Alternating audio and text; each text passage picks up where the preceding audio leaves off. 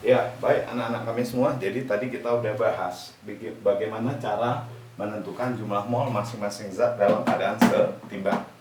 Nah, itu penting. Kenapa? Karena yang dimasukkan ke persamaan K itu adalah konsentrasi dalam keadaan setimbang, ya. Nah, sekarang coba kita aplikasikan ke soal nomor 6. Buka lagi modulnya, kita bahas soal nomor 6 ya.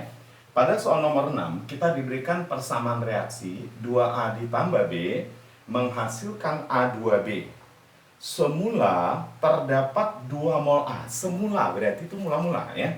Terdapat 2 mol A dan 2 mol B dalam bejana 1 liter, volume 1 liter. Nah, jika pada kesetimbangan diperoleh 0,5 mol A, berapa tetapan kesetimbangannya?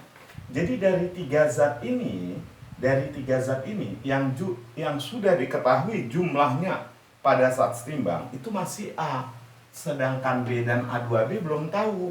Nah, karena kita belum tahu berapa B dan A2B, maka kita buat bagan kesetimbangannya. Mula-mula, ya, bagan kesetimbangan itu isinya gini.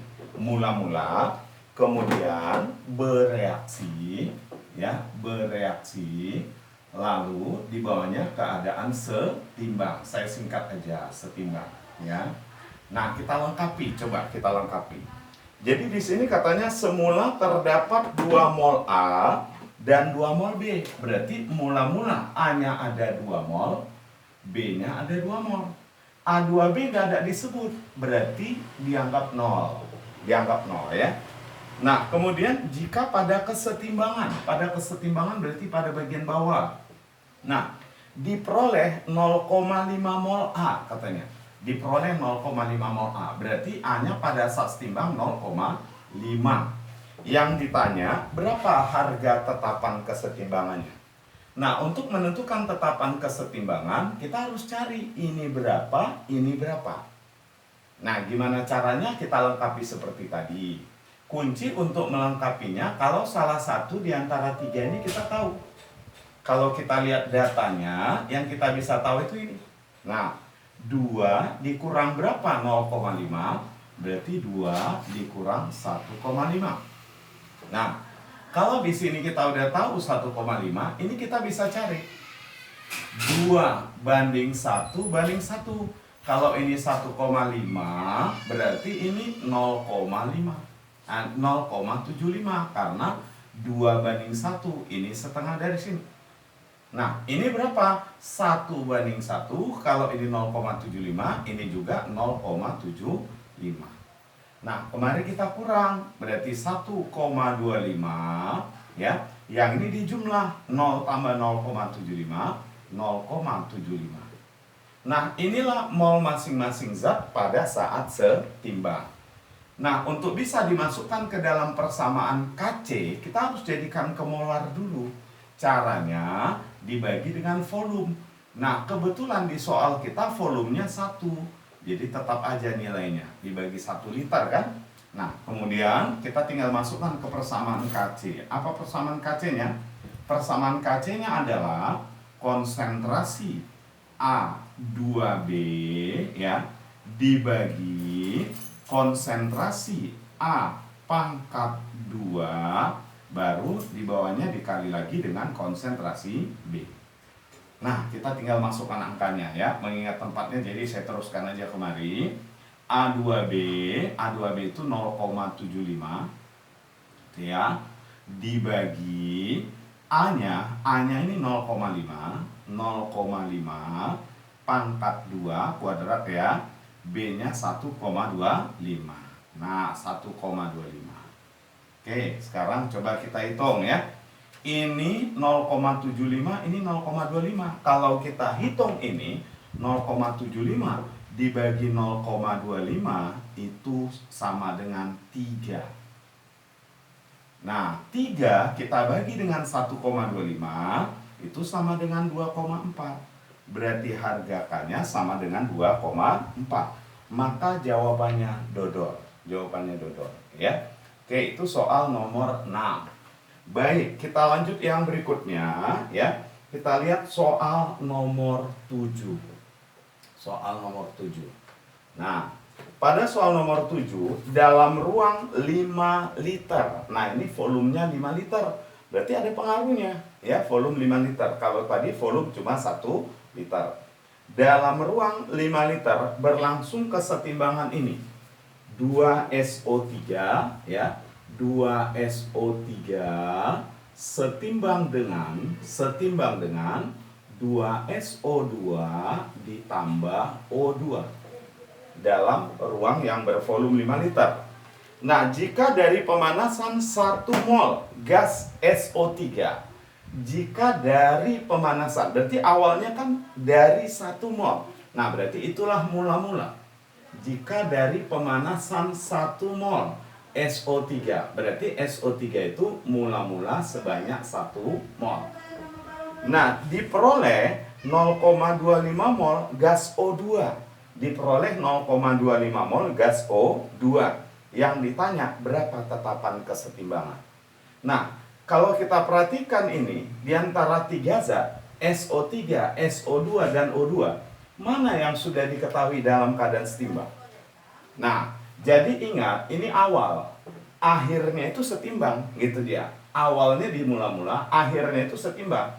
Di soal dibilang, jika dari pemanasan 1 mol SO3, berarti SO3 awalnya 1 mol. Diperoleh, nah itu akhir. Akhir itu berarti setimbang. Diperoleh 0,25 mol O2. Berarti O2 pada saat setimbang adalah 0,25 mol.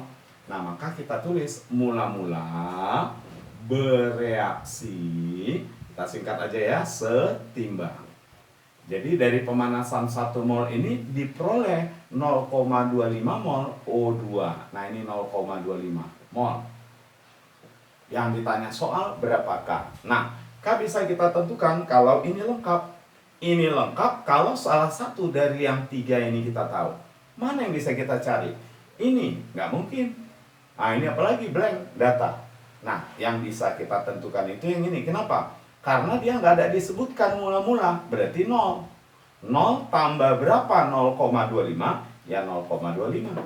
Berarti di sini 0,25. Nah, kalau salah satu dari yang 3 ini kita tahu, maka lengkap semua. Kalau salah satu dari yang 3 ini kita tahu, akan lengkap semua. Coba, kita tentukan ini, tentukan ini. 1 berbanding 2, artinya ini 2 kali lipat dari sini. Kalau ini 0,25, tentu ini 0,5. 0 tambah 0,5, ya 0,5.